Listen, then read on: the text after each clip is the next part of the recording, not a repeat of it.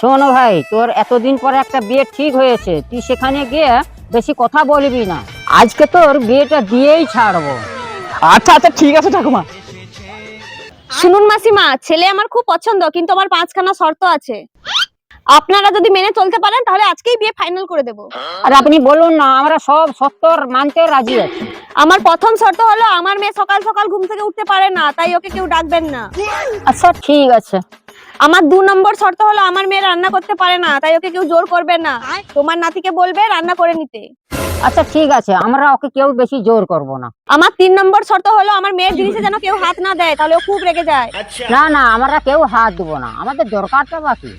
আমার 4 নম্বর শর্ত হলো আমার মেয়ে জামা কাপড় কাচতে পারে না, তাই তোমার নাতিকে বলবে জামা কাপড় কেচে নিতে।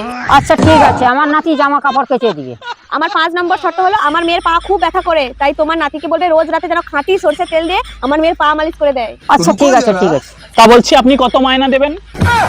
মাইনে? মাইনে কিসের? ও বাবা, আমাদেরকে দিয়ে আপনার মেয়ের গোলামি করাবেন আর মায়না দেবেন না, এটা তো হবে না। চলো ঠাকুমা, এবারকে বিয়েই করবো না, গোলামি করাবেন। চলো চলো চলো। আরে মাসিমা কোথায় যাচ্ছেন? শুনুন শুনুন। ভাই রে মাসিমা,